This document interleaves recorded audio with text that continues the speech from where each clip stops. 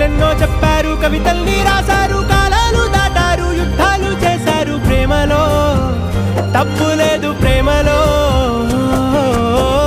వేల వేల వెన్నెలంత నీదవాలి వెలుగునంత మోయమంటే నేను ఎంత రే.